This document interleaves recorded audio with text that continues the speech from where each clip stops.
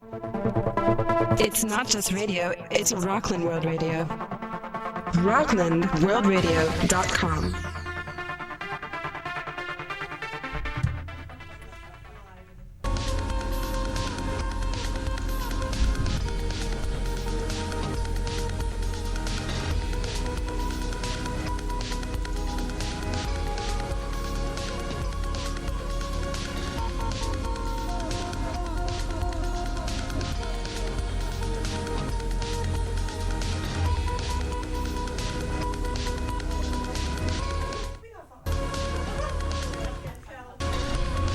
Welcome to Divine Dialogue with Lisa Howard and Theresa Wienecke.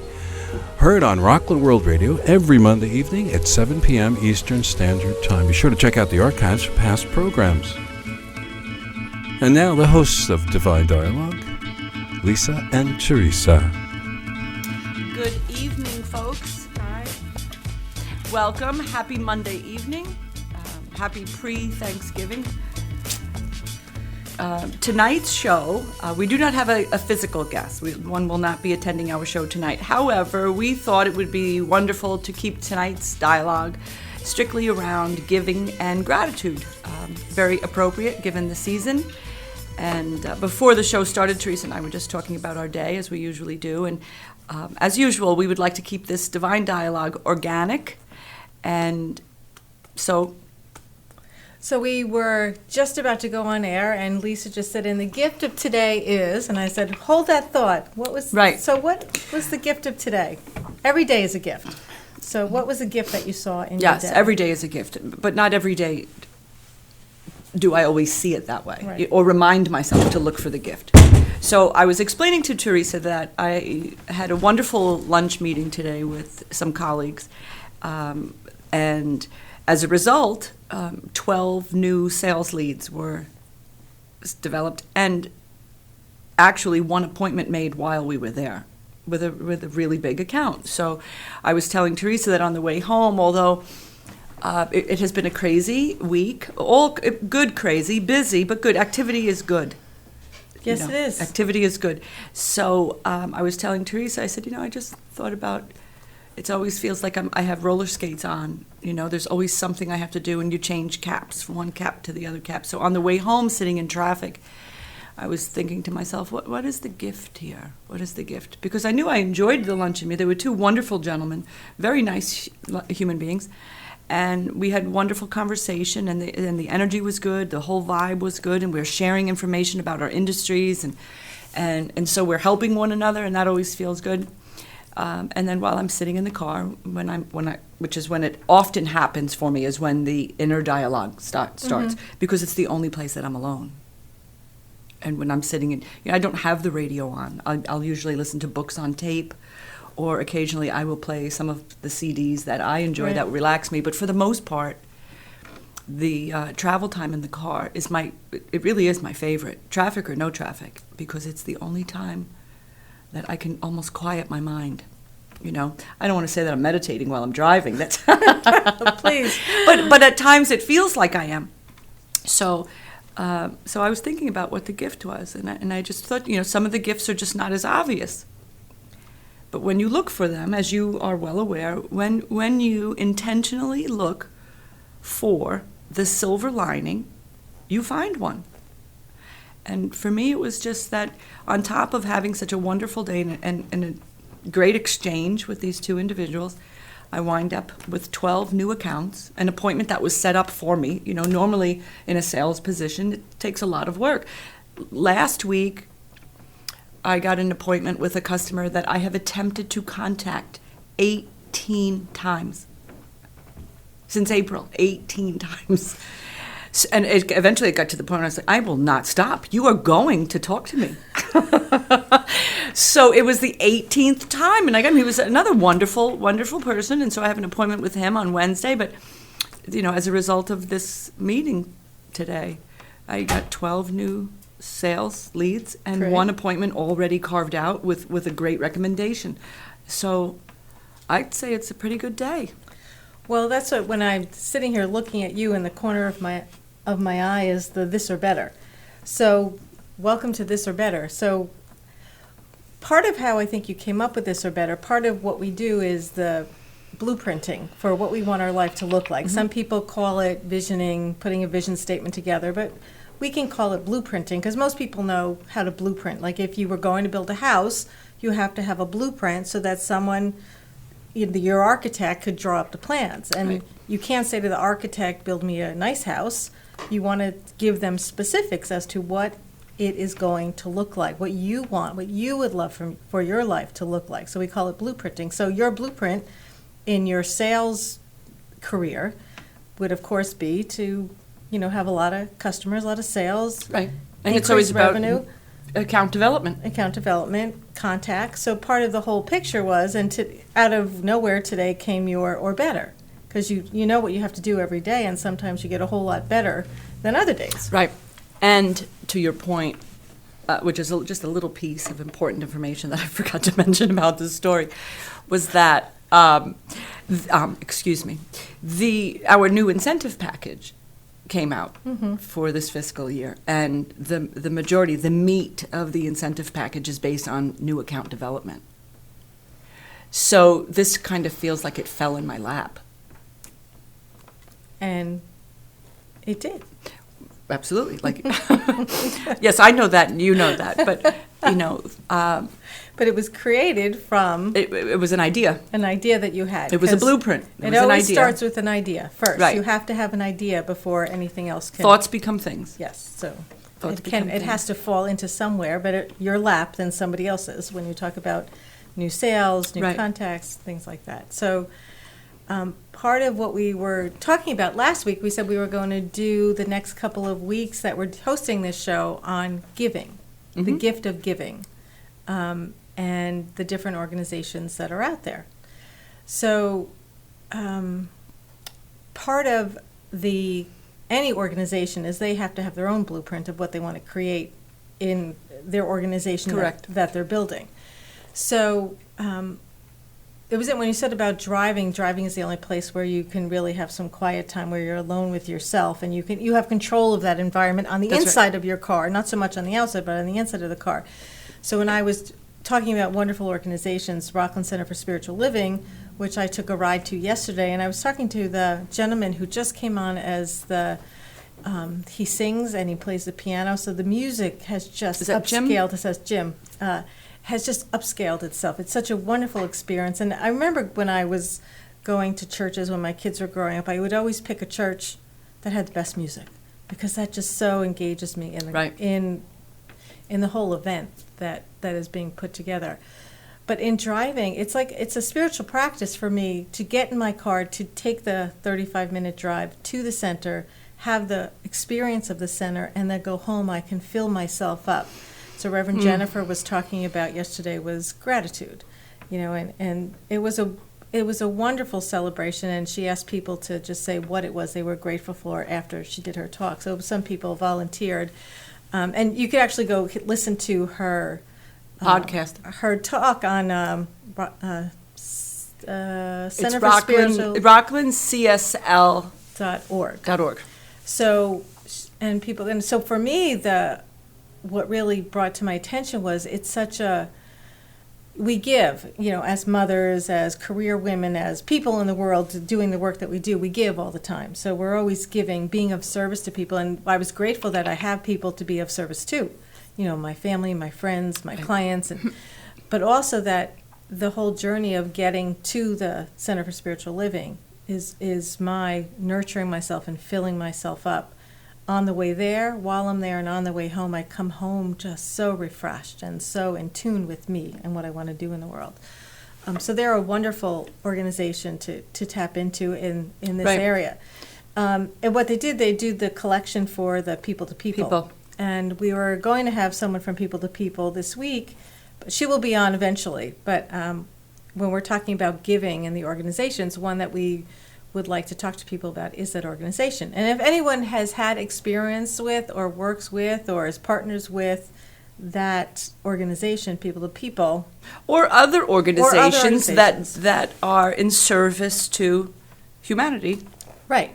Call in. We'd like you to call in, Lisa. At 845-353-2910. 845-353-2910. Interestingly enough, so yesterday I was at CSL Morristown. So when we say CSL, it's Centers for Spiritual Living. I am a licensed practitioner with the Centers for Spiritual Living organization. And as Theresa said, there is the Rockland, which is 521 North Broadway, that we are affiliated with, as well as Morristown, New Jersey, which is 314 Mount Kimball Road. Reverend Frankie is the spiritual director there. And so that must be a popular service for the Sunday before Thanksgiving, because all of our congregation were present, and that's what the service was about. Everyone had an opportunity to get up and share what they were grateful for. And ironically enough, I had to do the announcement for the Abundance Raffle, which is our goal is to raise $50,000 for our center. And their prizes, the first prize is a 40-inch flat screen Samsung Smart TV, which I would love to have.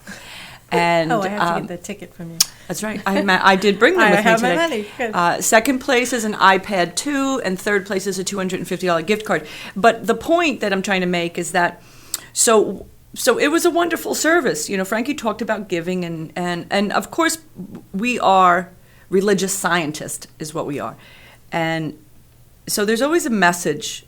There's always a beautiful message. Whether it's Reverend Frankie or Reverend Jennifer, they have a beautiful way of weaving a story together that allows everyone there to pull something from it. So, of course, naturally it was on gratitude and giving. And then after everyone shared, I got up and I made the announcement for the Abundance Raffle. And so I encouraged people to look at giving in a different way.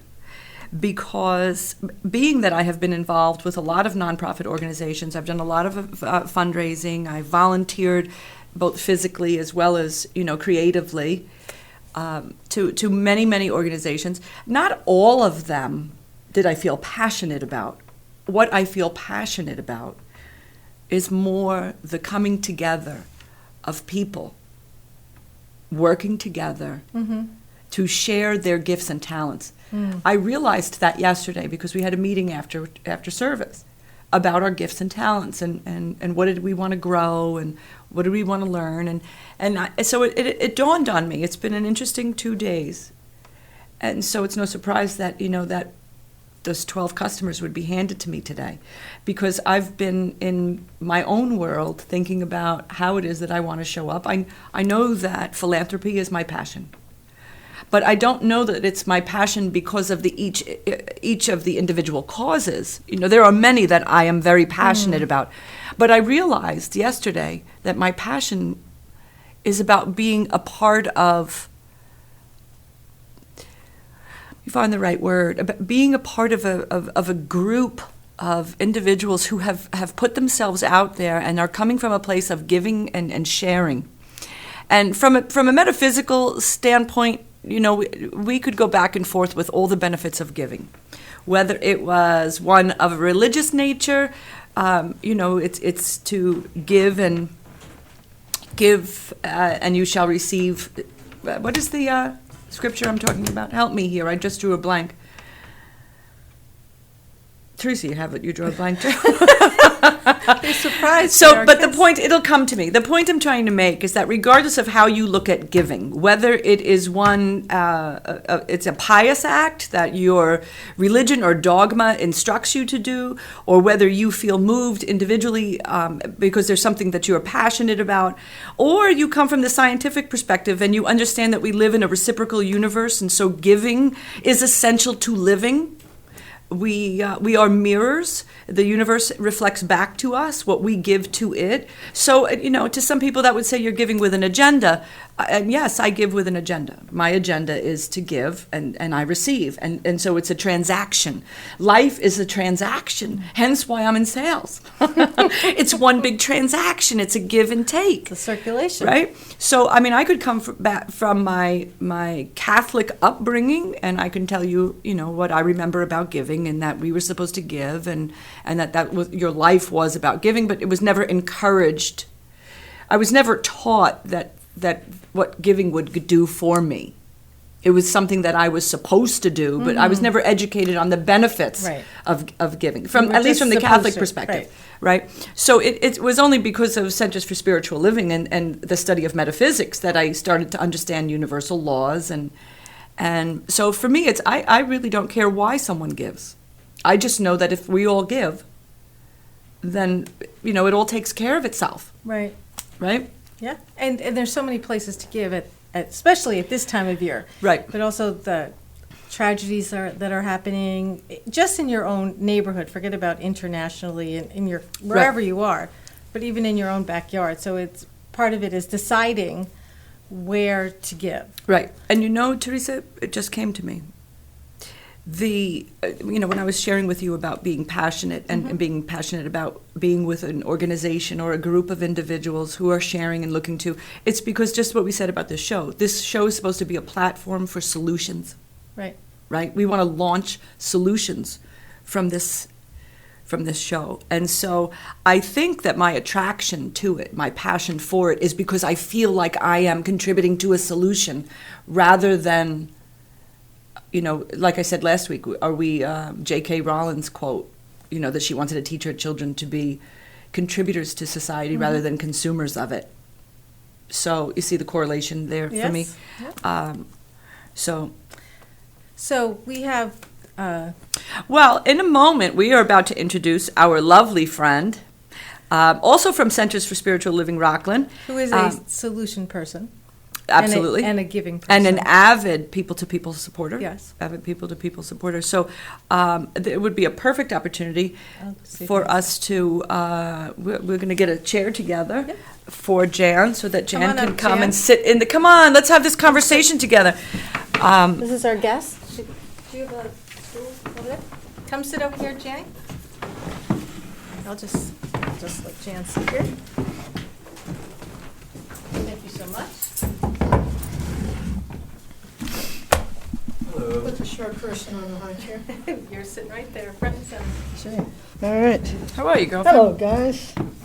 Don't worry about this. We're going to move Our this. special guest for the evening. Do not move the chair. Jan Shaheen from Rockland County Center for Spiritual Living.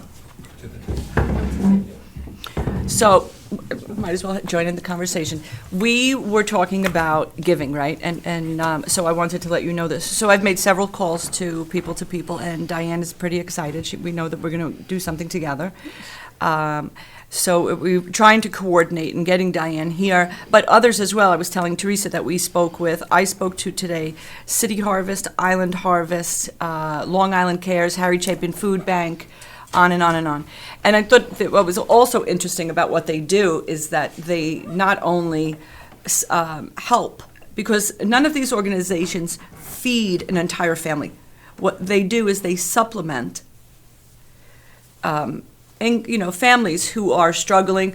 Oftentimes they have no employment. Many times they have individuals who have lost a job, maybe mom or dad, one of them. They used to have 2 salaries, now they have 1. And so what they do, which is an incredible thing, is that they really offer assistance to help people get by. But let's face it, we know what it costs to feed a family, never mind a family of 4.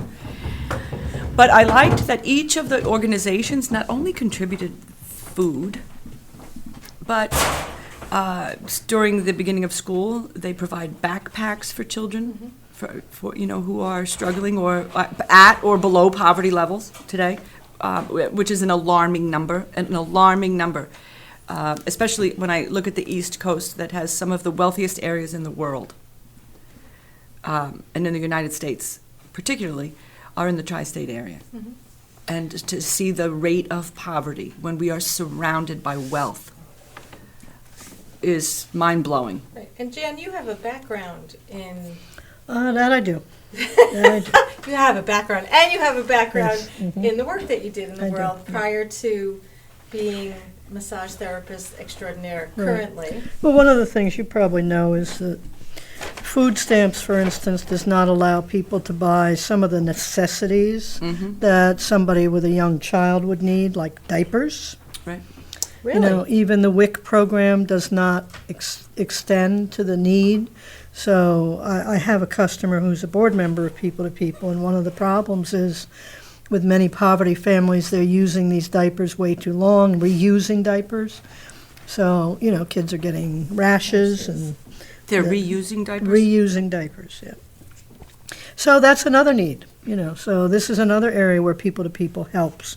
And I'm not their spokesman, but, But this you're is... familiar with what Yeah, the work I that they am do. familiar with what they do, and especially in this county, we think of Rockland County as being pretty well off, but it's a tiny little county, and there's a lot of pockets of poverty here. Right? Yeah. Absolutely. And then on top of the food stamp issue, which just recently, another cutback.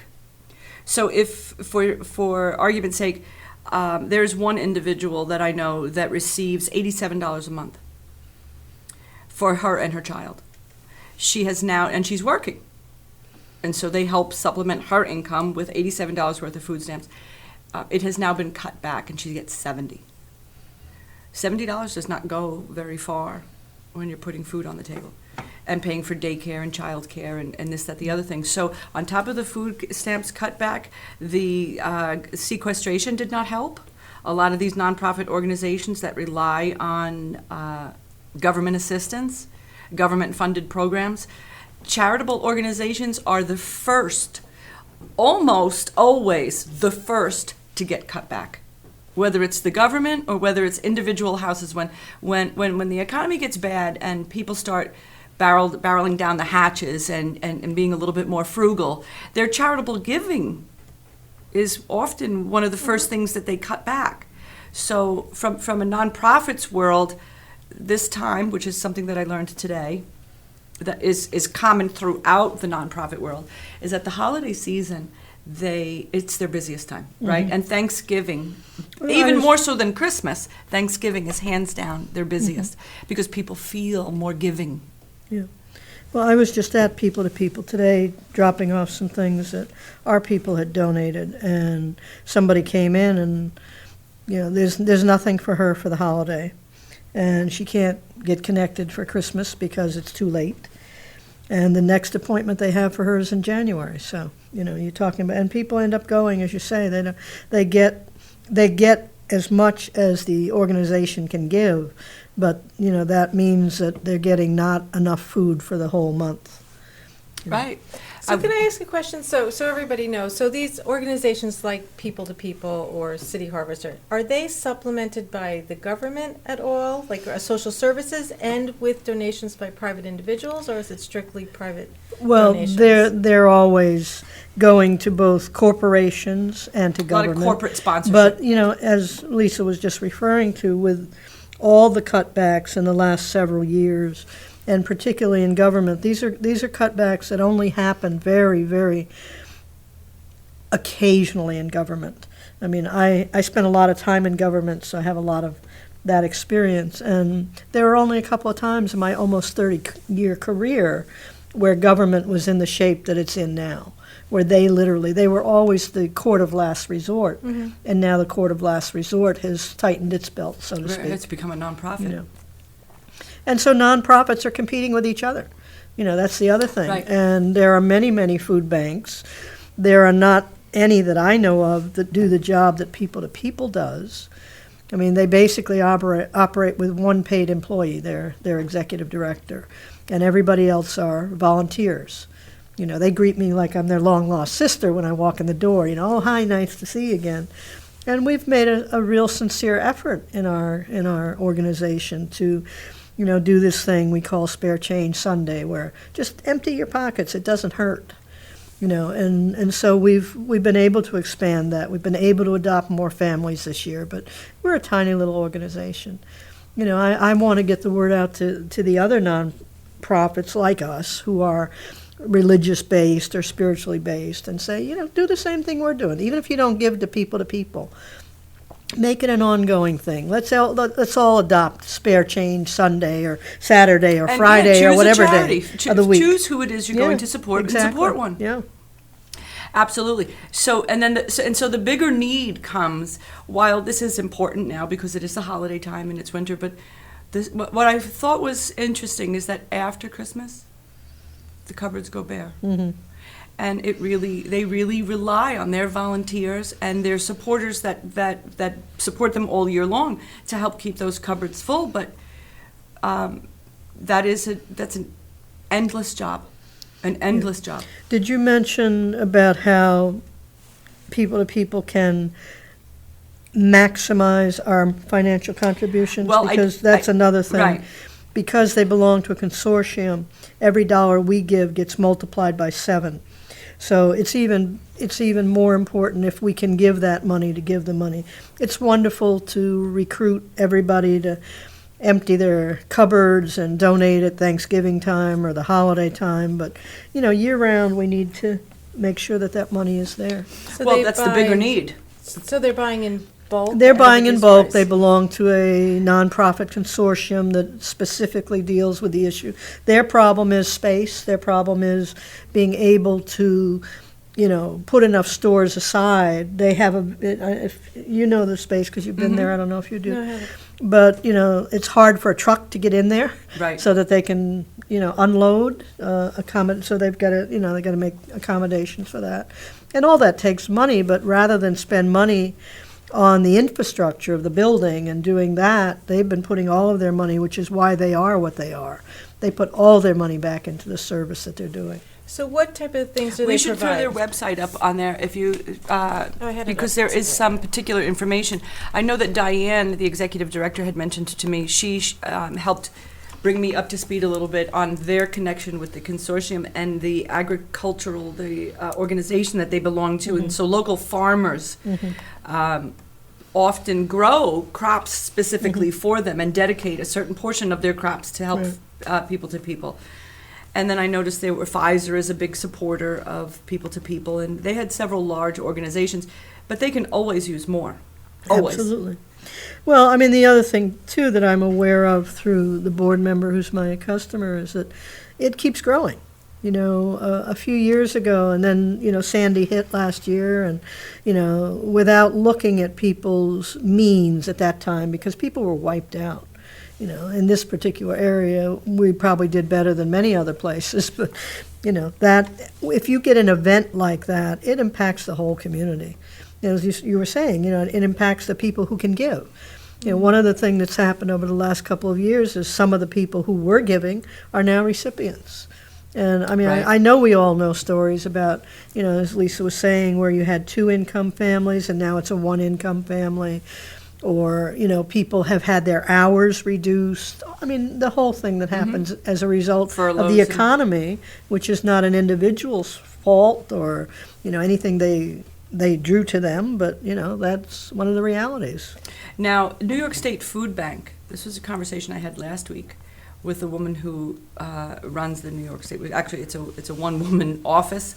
And so, as I understand it, many of the local food pantries are members of the New York State Food Association.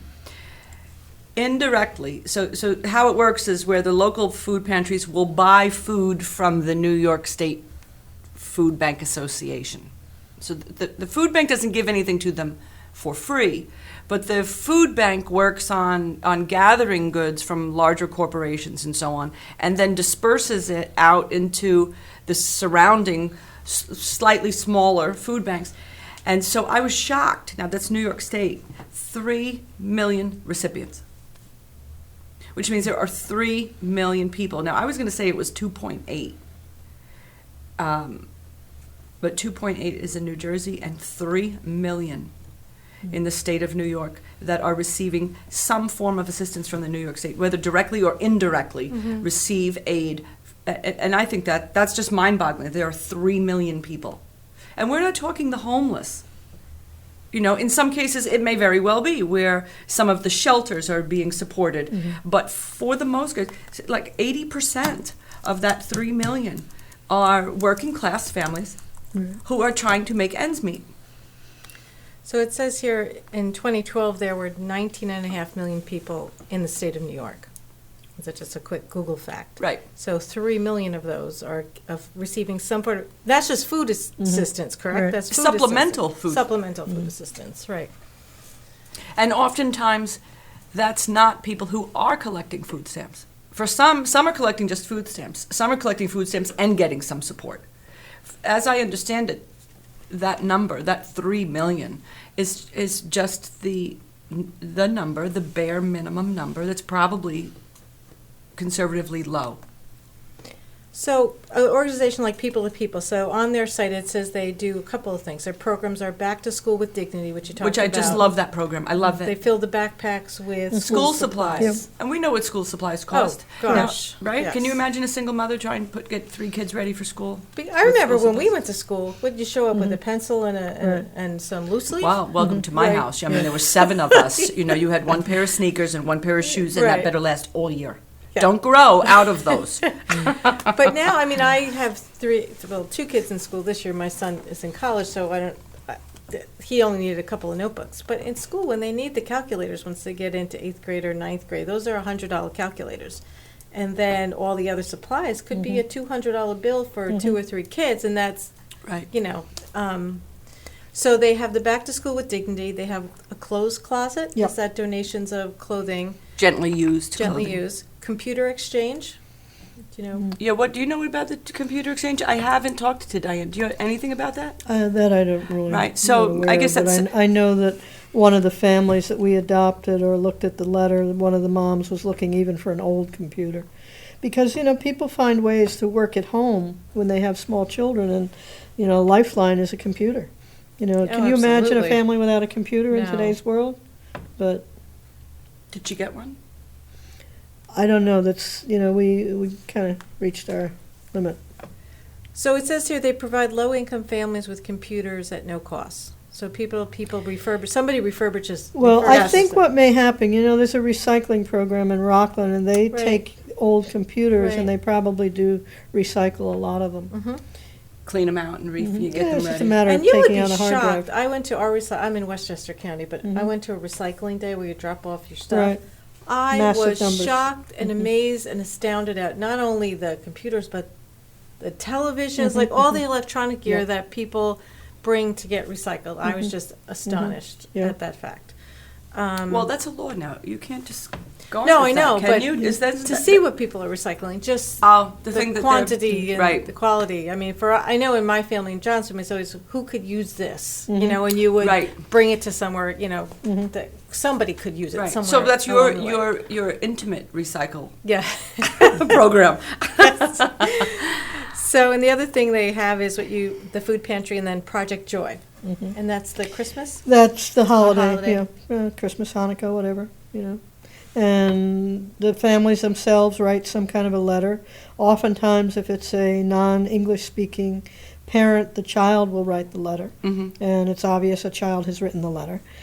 And sometimes they'll draw a picture. We have one family, a little 7, 8-year-old, has drawn a beautiful picture to go with the letter. So you get your heartstrings tugged at. So you've been involved with the government for 30 years Yeah, in some I'm way, a shape, or retiree form. from the city of New York. Okay. And you're still smiling. And I'm smiling more now. She's retired. Because True, right? And the work you're doing now, I just take care of a grandchild, and when I have work, I do massages. Yeah, that's what I do now. And then I give the rest of my life to the Center for Spiritual Living, Rockland County. Right, and Wonderful. she's Happily so so. humble about it. Happily She- so. She gives a great deal of herself to Centers for Spiritual Living. I was But Jan, and from what I know of Jan and have experienced myself, witnessed, is she's a very giving woman. Because that's the law of increase. Right? Good students you are too. Yes. Jen also But I mean happens it. to be I one have of learned, our and I mean it. REACH participants. Yeah. And we are on week 7. Yes, what we is are. the name of your business? I don't know the name of the business. The name of my business is Massage in Motion. Massage in That Motion. means I go to you. You don't have to go out in the bad weather. How I do convenient is that? Isn't That's that nice? a wonderful thing. that. The Did you baby can be taking seriously, a nap Did and you have... did you ever get a massage and then afterwards you had to fight traffic to go home? Yes, as a matter of I've fact. had clients like that. Did you ever get a massage and the weather stinks, and on the way home you undo everything you've done? you just did, yeah. No, when I started my business, I said, what would I like? And other than the fact that I had a teenager at the time, and said, no way do I want it at home. No, I always feel that people are more comfortable in their own homes. So I have, my families have grown up with me. I was with a client last night who has 2 teenagers. Her son will be 16 in December. Her daughter's 17. So I've known them for 18 years because I met them when she was pregnant with her daughter. And I tell her kids, I know you from before you were born. I didn't know you have been doing massage 20 years now. while you were still working. Started? Just the very beginning. But yeah, no, I got out of jail and my last job was at Rikers Island. So, I know. Let's clarify Yeah, that. I'm very clear. She got out of jail. They last let me week, go but home at that's- night. She worked. They used to let me go home at night. No, I worked for the health department for almost 10 years, and then I worked for Montefiore Hospital, which at that time owned the contract for most of Rikers Island. Rikers Island is about 11 jails. People think it's a jail, but it's 11 different buildings, and they're all their own fiefdoms. It's a very interesting place. And what type of work did you do there? Well, especially at the time when I worked for Montefiore, I ran a program for HIV-positive women. And it was what you call a treatment readiness program, so we got the women ready to not come back to jail. And some of them didn't. So that was a success. Success, absolutely, absolutely. So you've been involved in a long time. Your career was giving back. Well, it sounds Well- like you've been in service. Yeah, no, I've been in a kind of service up until now, but now I'm in a different kind of service. Well, now you're and deliberately. I like that even better. Yes, it's with intention. With intention. It's with loving intention is the way I bill it. Yes. Right. So, which opens us up to a great discussion, and let me just something to think about because it's 7:41 now. So, you just opened the door for that. With intention, deliberate intention to give. So we know now, we know why we give. So how do we encourage people to evaluate where they are, not from a place of judgment, not from a place of we're not doing enough, but simply from a place of, if I knew that my purpose was to give, in some way, shape, or form, what would that look like? So maybe that's a high-quality question that we need to ask ourselves when we are in the car with no, multitude of voices asking us questions and emails and text messages and so on. But to take this week, we're going to fall into Thanksgiving, we're going to see our relatives, we'll sit around the table, and I'm not minimizing it in any way. We'll sit around the Thanksgiving table and we'll talk about what we're grateful for, and then Friday's coming and we go right back into, Doing. and then it's Black Friday and it's all about what I have to do and what am I going to get. So your question is? my question is, how do we encourage people to really explore what they're giving and deliberately, by design, make a decision to consciously give of themselves? And if it's money that you don't have and you can't give, then it's your time and it's your, right? Or maybe it's just your smile. Maybe there's a neighbor in your neighborhood that could use company. It's a cup of tea or a cup of coffee, whatever it might be. Or Right. maybe it's an elderly person who struggles getting the garbage cans out to the street. So there's so many ways to be of service. Yes, during the holidays, we all want to go food shopping and buy extra turkeys and cranberry sauce and give it to a family to get them by. But we know, and we have come to experience, and when we talk about knowing, there's one thing about reading a book and knowing something because you've read it. And there's an entirely different type of knowing, and it's a knowing that's based on experience. Giving is essential to your life. So you don't have to take it from me. Experiment with it. Experiment with it. Look and see what's showing up in your life. If money is an issue, I'm willing to bet money needs to be given, and it'll be hard to wrap yourself around that. I've often talked about that time when the PSE&G man was sitting, knocking on my door, and I was so furious. Why was I in this predicament? Fortunately, that has long since passed.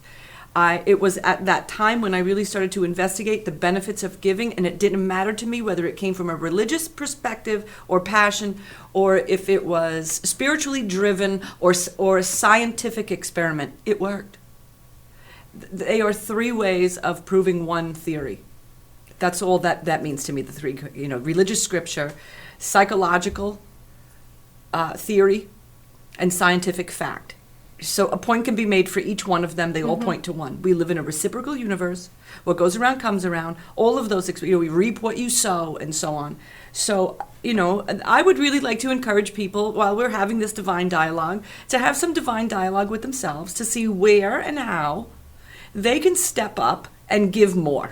Well, I think the place to start is what I've been taught is whatever you're feeling of lack of in your own life, whether you're feeling unloved, unappreciated, tight with your money, I don't have enough, whatever it is that you feel like you don't have enough of, that's where you start of where you want to give. So it's, in whatever way, shape, or form that is. So if you're feeling underappreciated by your family, your friends, your work, your whatever it is, tomorrow, make a decision tonight that you'll think about tomorrow. What's the first thing I can do tomorrow to give appreciation to someone else? Right. So is like Reverend Jennifer talked about yesterday, is what she does is she says thank you to the first person that she sees. She said her husband, but she sees him every day. So she'll just go past that in the morning. Thank you, George. Thank you, George. And whoever that next person is, thank you for doing the job that you're doing. Thank you for being here, for helping me. Thank you, whatever it is. So show appreciation. If you're feeling a lack of money and you really don't think that you have any, you have something, you have spare change.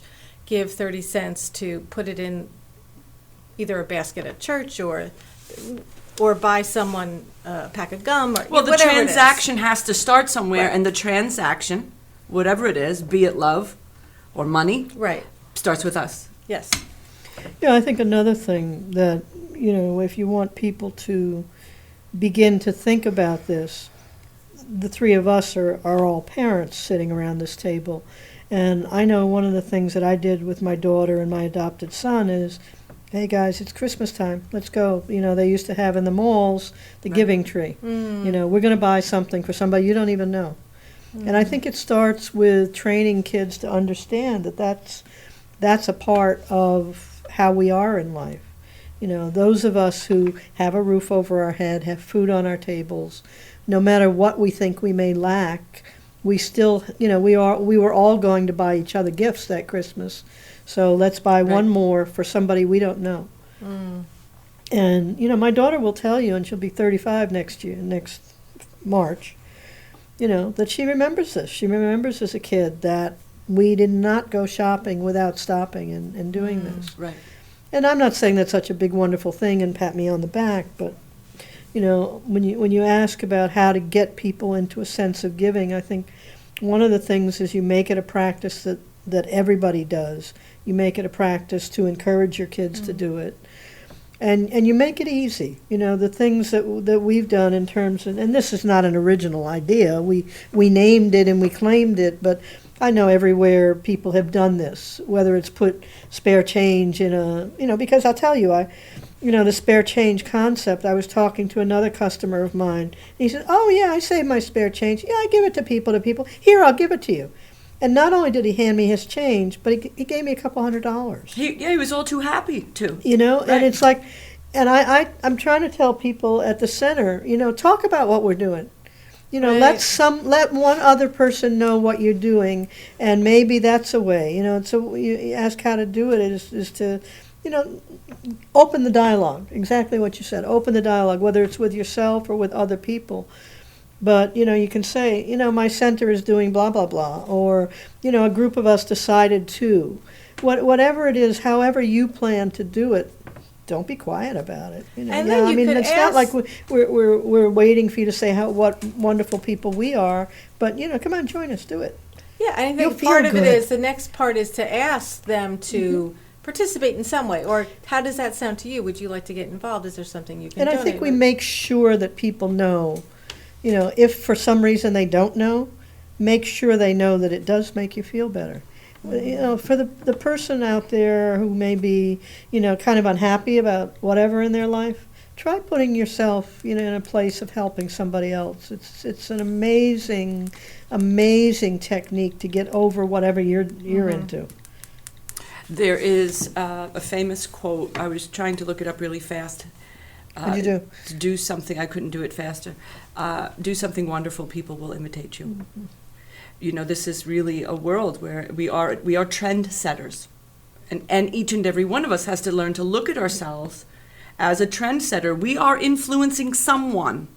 Whether it's obvious to us or not, we are influencing someone in some way or the other. And that's either in a positive or a negative. So as you said earlier, that you intentionally and deliberately are directing your giving now. So if we can go about our day knowing, you know, how if I am truly influencing someone, what was that influence today? Yeah, and I know people had this experience. I had a dear friend pass away a few years ago of a very quick acting pancreatic cancer, which most of the time it is.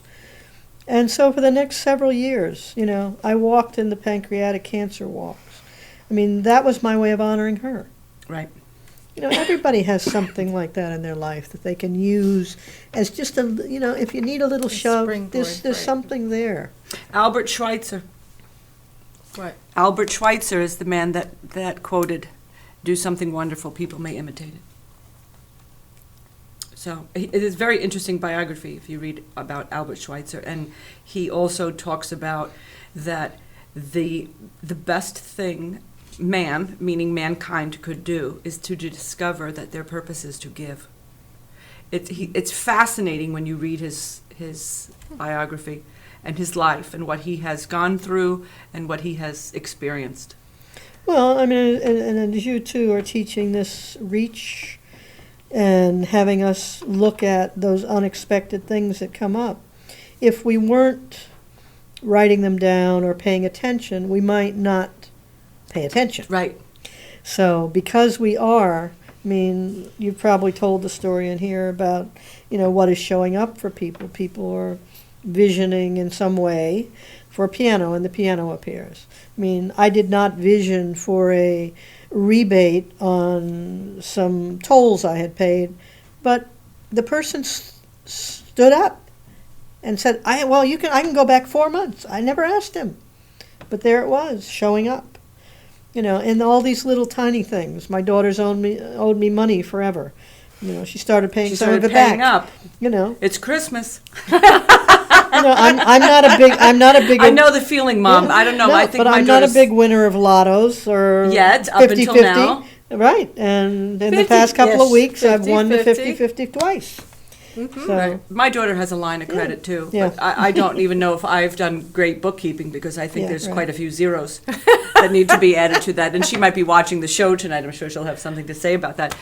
But thank you for being with us tonight. And this is great. I like having the three of us. I like having this dialogue. So as our show comes to a close, because it is now 7:52 and our wonderful cameraman is about to give us the signal to tell us that it's time to wrap up, I would like to encourage our viewers, those of you who are out there, to just take some time to do some for yourself, because this divine dialogue that we're encouraging you to have is really for yourself. You know, there's that quote that, you know, the gift is in the giving. It's the Dalai Lama talks about the gift is in the allowing to receive. So there are two sides to one coin. They're both connected. It doesn't matter which one you embrace, the other one still exists. So I know how giving, intentional giving, has directed the course of my life, from the people I have met, the new friends that I have made, my practitioner license. My direction now is completely different from what it was 15 years ago. And I've always been a giver. But like Jan, I have, in the past few years, deliberately, with intention, given. And you know, while the argument could be made that, you know, people think that when you give with no expectations. I give with expectations of living a wonderful life. Giving has its consequences, and it's called joyfully ever after.